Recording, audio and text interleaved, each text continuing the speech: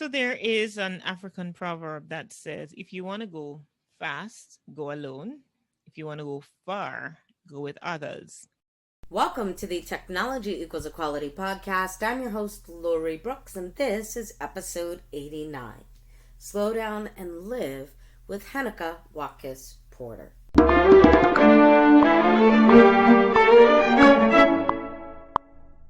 Hey techie community, welcome back to episode number 89, Slow Down and Live with Heneka Watkis Porter. Thank you again for joining me. If you're enjoying the show, don't forget to subscribe, like, and share so other entrepreneurs can find the show as well. I hope you all had a wonderfully fun Christmas and that you're all looking forward to the new year. I know I am very ready to say goodbye to 2020. This past week, I did have the opportunity to sit down with Heneka Watkis Porter, founder and CEO of Patois Apparel. As an entrepreneur, Heneka's journey has led her to become a coach, an author of 5 books, an international speaker, and host of the Entrepreneurial You podcast.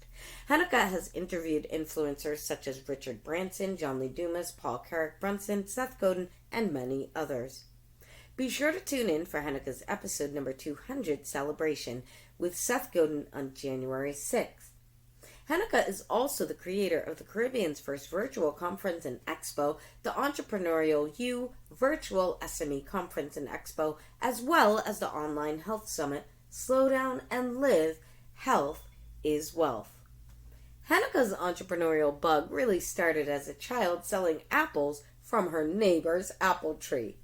Growing up, Heneka's grandmother was her backbone, providing endless support despite a full understanding of the real journey Heneka was embarking on.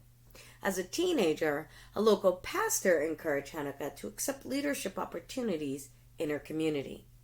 Listen in as Heneka and I talk about the importance of self-care and surrounding yourself with the right people. Heneka, welcome, and thank you so much for joining us today.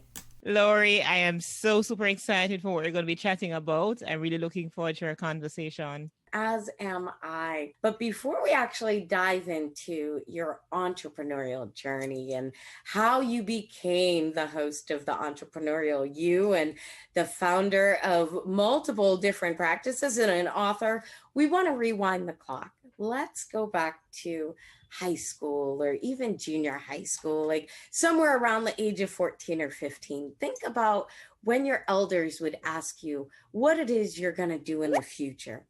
What did you think the future would look like for you? Wow. That's such a loaded question because there's so many things going on there.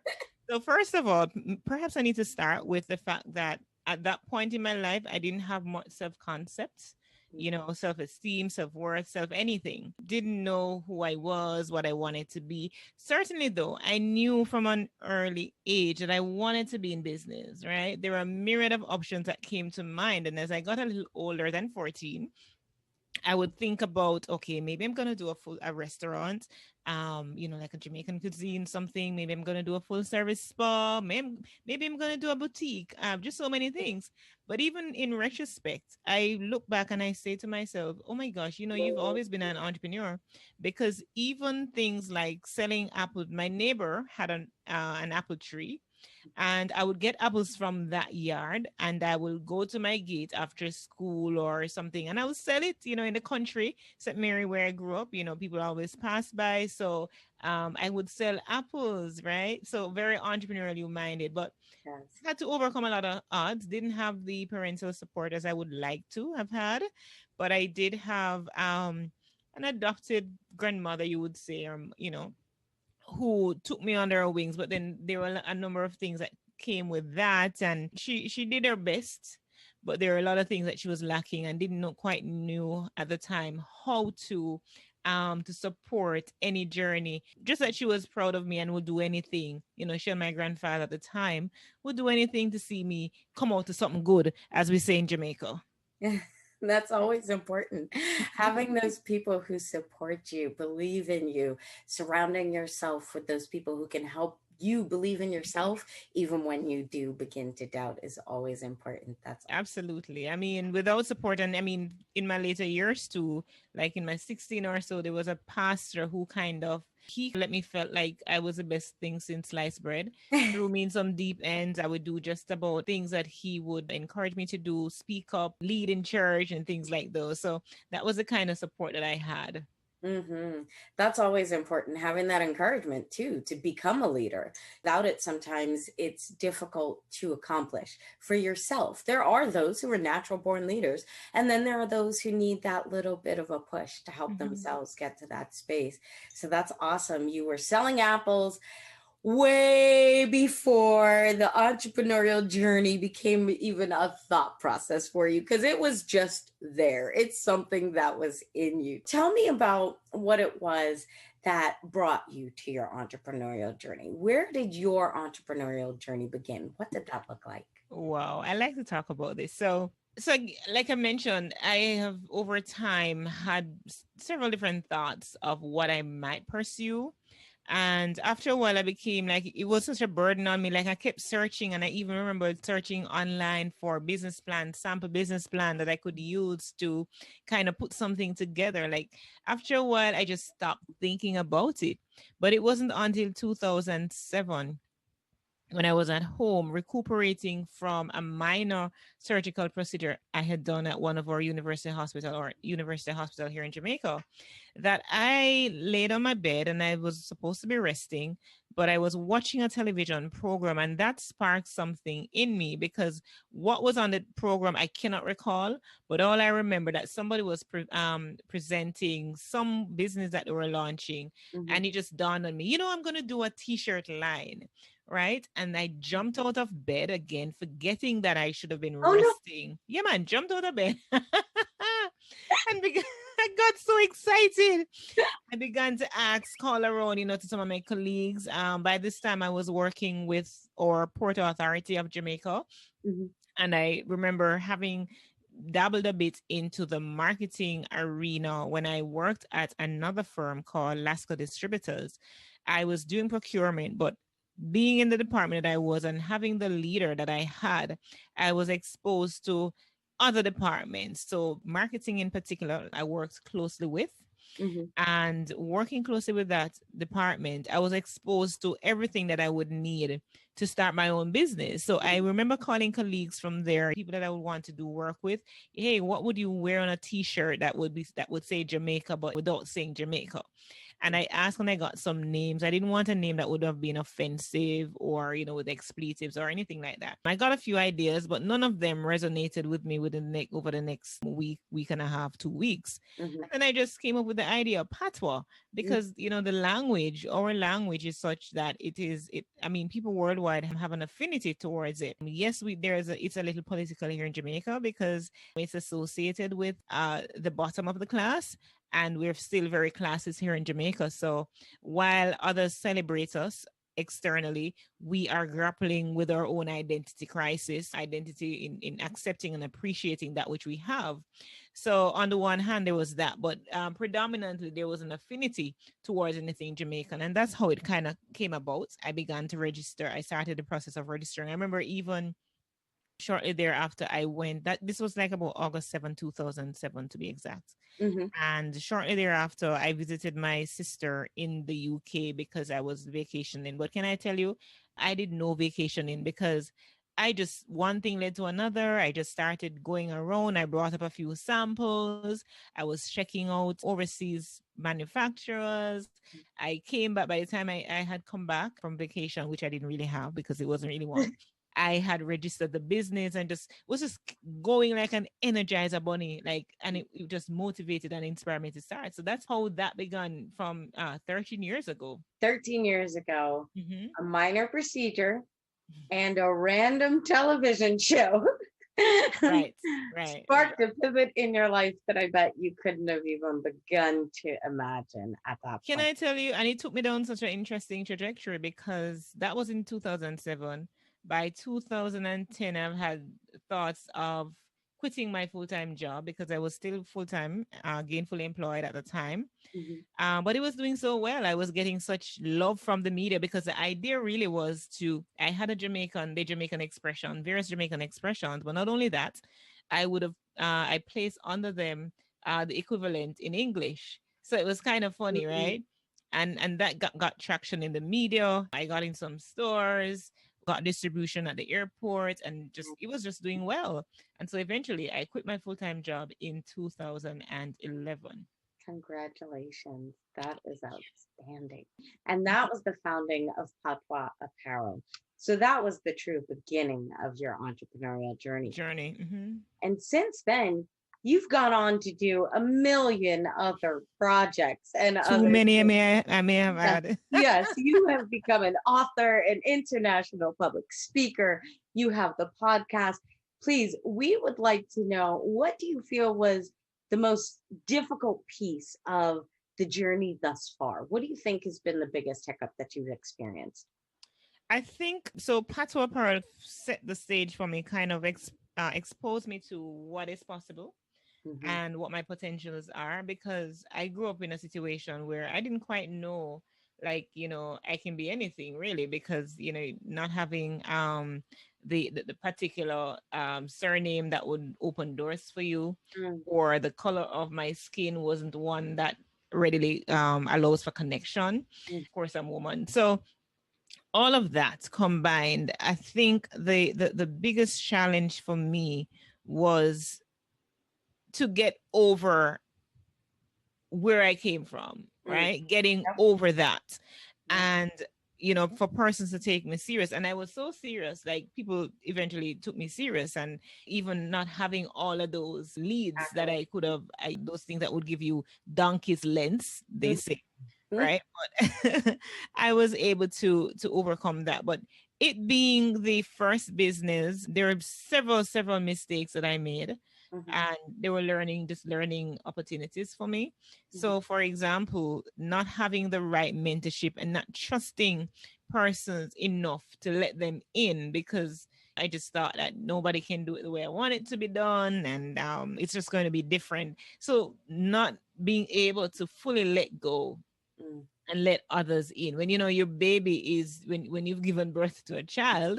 Though I don't have that experience personally, but I can just imagine that you don't want to, it's hard to let go, Yeah. right? And so Yeah. letting others in, that for me was the most challenging things. And of course I've had financial challenges along the way. Even after I started Pato, a couple of years after that, I did a sauce line, and that's the name of that sauce line became a contention for court, and I settled. In retrospect, I keep saying retrospect, it was a huge mistake. I shouldn't have. But Mm. hindsight is always 2020.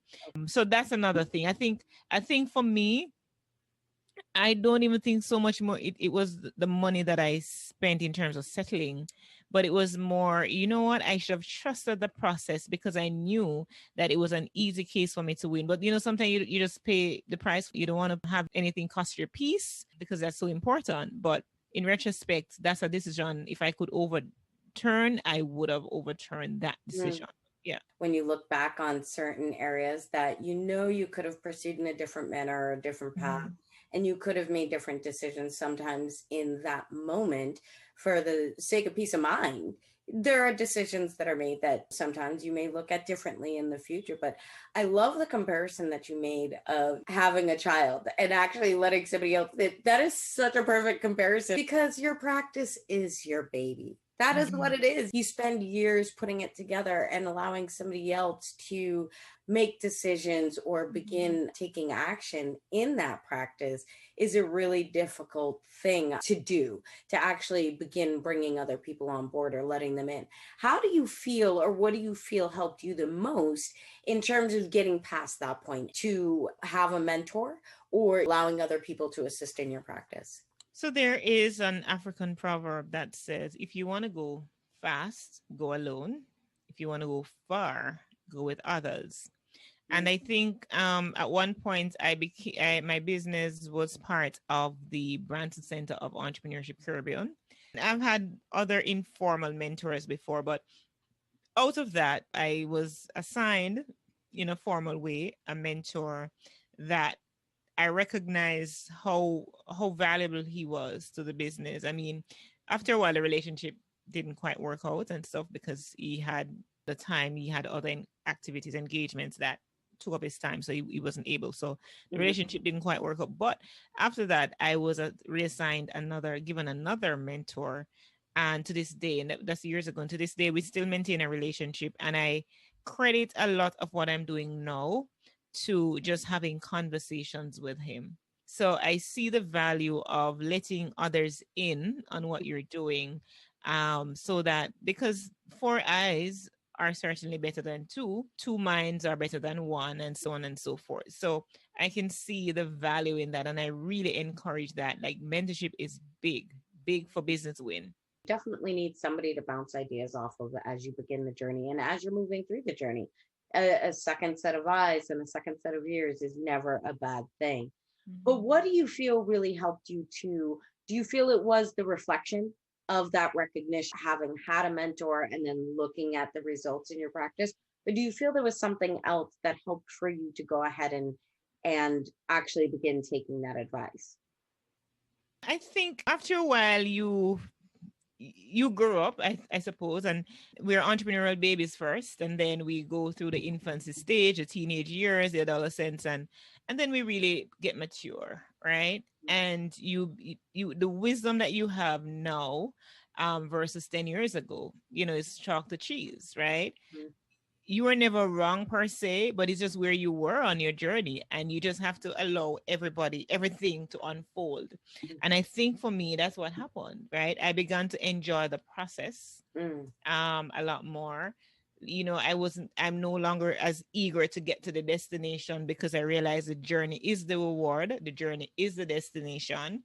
And so for me, it's about taking the wisdom from the books, from mentors. I mean, certainly I have my own points of view, and certainly I will make my own decision, but at the end of the day, taking everything that others have and put it into one, and see, take, as we say in Jamaica, we chew the meat and spit out the bones, right? So you can see I'm very Jamaican, right? Too cute. I understand 100%. As you get older, as you've been in the business for longer, and the wisdom that you gain as you begin reflecting, you can apply that wisdom to your journey as you go along. But no matter what, no matter who we are, and no matter where we begin, we all start off with the trial and error phase. So, tell us a little bit about your conferences. I know that you actually host several of them. I would love for you to share a little bit about, please. I had before everybody was online and virtual summit and virtual events were a thing.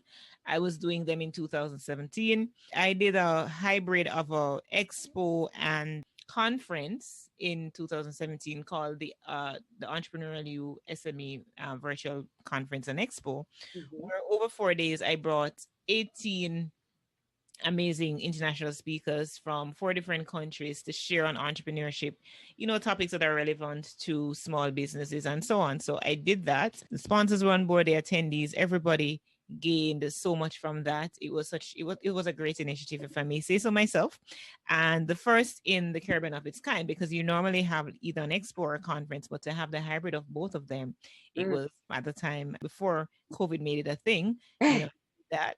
And then in 2018, I started with LeaderCast events. Now, LeaderCast is the largest one-day leadership event globally. Mm. And that happens in Atlanta every year. And since 2018, every year I host two of their conferences. It's streamed in. So it's streamed around the world. Over 100,000 attendees combined. Speakers, some of the biggest biggest names you can think of. When think about Apple co-founder Steve Wozniak, Laura Bush, and just so many other amazing folks that speak at that conference. So I hosted that, and did that in 2018, 19, and of course I also did the first event in May of this year, Mhm. which is because every year there's a one for men and women, and then in May and then in October there's a woman. So I didn't host a woman this year at all. So I've been doing that since 2018, and then coming out of a health challenge that I faced this year, in April, beginning April, where I completely suffered burnout. It was just, I don't even want to go into all of that right now, but it was a hot mess in terms of what I did to my health, right? I recognized the need to slow down and live. In fact, that event got its name out of one day. I was literally talking to the Lord and asking him to direct me, and like I normally do. And so he directed me to this Our Daily Bread edition when I was looking for something to read. And the heading says slow down and live. And from that, the name of the event came about, and I just thought, you know what, I'm going to share the story. I'm going to talk about some topics that we don't normally speak about. So things like adrenal fatigue, things like magnesium. You're told to take your vitamin C and your vitamin B and your all these other supplements, but nobody Right. talks about magnesium, right? Some other things, mental health, nobody wants to address that. Vegan cooking and stuff, and vegan lifestyle. So 5 speakers, a moderator and myself as a host, happening on January 6th from 10 a.m. Jamaican time to 2 p.m. I mean, all is welcome. It's only an investment of $29.99 US, so $29.99. Right. Slow down and live. Health is wealth. Slow Down and Live, Health is Wealth conference. Yes, 10 a.m. to 2 p.m. Excellent. I will be sure to include a link to that through the show notes page. So I'd love to know if you had the ability to go back to, say, December of 2019 and tell yourself something, what do you think that would be and why? Slow down and live. Health is wealth. Because, in 2019, like the health journey that I've been on as an entrepreneur, it's just, boy, it's a miracle that I'm still here, and I give thanks for that. But in 2019, in December, well, even before in December, because December I kind of went on a mini vacation to visit my mom in St. Martin, and things began to turn around. But prior to that, I recognize, and it's now looking back 1 year later, that I recognize the cause of that depression that had begun to sunk in. And it was because I was taking stuff for sleep and anxiety and all of these things. And so 1 year later, I'm seeing all of the effects of those things. But usually at the end of the year, I would stop and write my goals and stuff for the begin the next year. But somehow I could get no resolve in my spirit to start doing any of that, right? And when I look back, I realized that God was saying something to me. Like, you're not going to need to make any plans because A, you're not going to be well, one, and two, there's going to be a global pandemic that's preventing anybody from doing anything that they planned, right? You're just going to have to pivot. You're going to have to rearrange and readjust. But part of the big lesson for me, though, is to continuously tell myself it's okay to slow down, and I need to slow down. That self-care is most important, and everything else can wait. Very much so. That, I think, is the resounding lesson that all of us have learned this year. Just the recognition of how important it is to really slow down. So I'm excited for that, and I look forward to the conference, and I hope everyone will definitely join us. But I am curious if you happen to have any tips, tricks, or tools that you might want to share with the audience that you feel like has helped you on your journey, or that you feel might help the audience throughout theirs. All right, certainly. And even as it's just a little bit about slow down and live too, just so if just anybody in your audience that, anybody is listening and is interested in being a part of aligning their brands with this event, sponsors welcome. And the rates go from as low as $300 US. So nice. Sponsors are welcome as well. If you're in the health industry, you want, anything to do with, you want to align yourself to something like this, the message that this is sending, then by all means be a part of it. Wonderful. And how can they go about becoming a sponsor? Oh, all you have to do is just say, hey, I need to get that sponsorship package, and I send it right over to you. You can, well, first of all, I know we're going to be sharing where you can contact me. Yes. But just for this purpose, let me just say my website. So henekawatkisporter.com. There is a WhatsApp icon on the homepage. Send me a WhatsApp that comes directly to my phone, or on the website itself, all the different social media platforms that I'm on. Perfect. Right. So But Excellent. tools and tricks. What has helped me the most? So there's a back and this when you're trying to schedule some meeting with somebody, and especially if you're scheduling within different time zones, between different time zones, and you're going back and forth. Oh, do you have 10 a.m. open? No, I'm not Mhm. available. Like, the back end and the forth thing. I love one of my best tools is Calendly, Yes. because it eliminates all of that. Persons in their own time zone get to see when persons are available, and you see the time in the slot in your own time zone. So it takes out the backing and forwarding, which I absolutely love. So that is one of my productivity thing.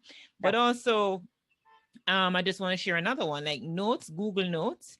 When you always have ideas and things are always coming, and like on the go, you can always jot something down, take a note so that you can go back to it. I mean, I have Yeah. so many notes. Like just the other day, I just went through and cleaned up some of them. Yeah. I decided, no, that's too much. I'm not working with this anymore. I'm not interested in this. Let me delete that. Right. But Yes. then, yeah, but it's always important to have something handy, and technology allows for that. You can jot your note down and come back to it later. So Those are excellent. I love those. Both of those pieces are definitely pieces I also have used on a regular basis, the Google Notes specifically. And mhm. I too, I actually try to schedule on a quarterly basis to clean those out. So excellent tools. And I'll be sure to link to both of those through the show notes page for the audiences. Do you have a book coming out? I know that you're a 5 times author, but do you have one that we're highlighting during this episode? Actually, I'm still promoting Podcast Power, which was published Okay. this year in January. So, Podcast Power, the quick start guide to launching and leveling up your brand. Now, I love this book so much because it is, I mean, I love all my other books, but particularly this one, because ever since I decided to go all in where podcasting is concerned, so I'm a podcast coach. Of course, I'm a podcast host, Mhm. coach. I train, I do workshops, but I also produce podcasts for companies. So I thought it fitting to create the book, write the book around it as well, because I became the Jamaican podcast queen for Jamaica. I'm just promoting that platform, and so many celebrities now are starting podcasts in Jamaica. So many people are doing podcasts who never considered one before, or even knew what it was. So Right. that book for me. And the good thing about it, yes, it's available on Amazon and so on, and my website, but I just got a distributor for the book who is going to take it to places that I couldn't take it for, take it. So really, really excited about it. Everybody who has bought it, they've come back to me with good reviews, great reviews. And so it is like my books that I'm most proud about. I will be sure to link to the podcast Power book from the show notes as well. And I'm excited to grab my copy too. I'm curious if you would share with us how it was you made the pivot into podcasting itself. Great question. So I had a store, that Patois part that I first started. Had a store, brick and mortar. In retrospect, I shouldn't have had anything physical. It should have been totally online. So when and it was at a place where it was very costly, the rent and so on. So when I began to decide I need to pivot, I had some discussions with some persons that were in my circle. And then it just came up, let me do a podcast, because I had a radio show before. And the radio show was, of course, on Power 106, is one of Jamaica's biggest radio platforms. I decided to change it from a radio program, keeping the same name, and do a podcast. And now, in over, like, I think the last time I checked, it was about 127 countries Mm. that the podcast is airing. So I'm really excited. The journey has taken me far and wide in terms of speaking, in terms of attending conferences, and connecting me with such of the biggest names like Seth Godin. And I celebrate my 200th episode in January. And so Seth is going to be my second time guest, and we're going to have a live discussion around his latest book, The Practice. So, Excellent. and if anybody wants the links, I'm going to share with you the links to the book, the event, and all of those things. So you can just readily fetch those. Excellent. I know that the listeners are going to be interested in that conversation. And I myself am looking forward to checking that out. And that'll be in January with Seth Godin. Congrats on your upcoming 200th episode. That is quite, Thank you, Lori. that is outstanding. The show is really designed to help entrepreneurs come up with a business idea in an industry that they may not have been thinking of. We would love to help you in the many areas of your multiple practices, from patois apparel to international speaking to your podcast to being an author. We'd love to know, what are the challenges that you currently face? What is it that keeps you up at night? If you had a magic wand and could change anything at all in any of your practice areas, what do you feel like that would be and why? Okay, so here's the thing. Everybody wants to get more clients, right? So that is always the number one thing. Getting more clients and getting high paid clients as well. So one of the things I really want to focus on, if I had a magic wand, right? It would be to identify those clients who need me to produce a podcast for them, right? So let me handle that part of the job for you. You have your expertise, go spread your expertise, but allow me to do the groundwork for you in terms of producing your podcast, whether it is for individual or for companies. So that's the number one thing for me right now. Wow, that is exciting. I think the audience needs to get to work on that tool. Yes, Because if yes. we could find a tool that would align those who are podcasters or practices, businesses that have a podcast that they're attempting to produce but don't want to have that Mhm. additional employee on the payroll per se, or that podcaster that doesn't have the time to do the back end production, to be able to have a direct link to those who would produce the podcasts outside of tools such as Upwork or Mhm. Fiverr or those areas, a direct link to podcast producers would be an impressive tool. So, techie community, get on it. You have another awesome tool that can be created right now. Absolutely, Definitely, absolutely. definitely. Heneka, you have been outstanding. I have truly enjoyed you being with us and sharing your wisdom and your energy with the community. Please share the best way for our listeners to find you. I know that they can reach you via social media, but please share what that would be. Absolutely. Thank you so much again, Lori. And thank you to your listeners for tuning in, for listening to us talk about my business. So, henekawatkisporter.com. And that there links to all my social media on Instagram, Twitter, Facebook, and LinkedIn, which is you can find Heneka Watkis Porter if you're looking for it. Or if you just simply want to send me a message, you can just go to the website, henekawatkisporter.com, send me a WhatsApp, which comes directly to my phone, and I'll be happy to provide you with that information. Oh, Anything you want. wonderful. Heneka, thank you, thank you, thank you. We truly appreciate you joining us today. Absolutely, my pleasure. Thanks, Lori. Certainly. Heneka, thank you again for sharing your journey with the community and providing the listeners with so many tips and tools. Congratulations again on your upcoming episode with Seth Godin. Techie community, thank you for joining us here for episode 89, Slow Down and Live with Heneka Watkis Porter, our final episode of 2020. Be sure to join us this coming January 6th for Heneka's 200th episode celebration. If you're interested in attending or sponsoring her Health is Wealth conference that's also coming up, be sure to reach out to Heneka directly via her WhatsApp on her homepage at henekawatkisporter.com, or you can always reach her through our show notes page at technology-equality.com/Heneka Watkis Porter. Self-care is easily ignored and yet so unbelievably important. As Heneka so eloquently stated, the journey is the reward. The journey is the destination. Remember to take care of yourself along the way and slow down and live. Wishing you all a safe and prosperous 2021.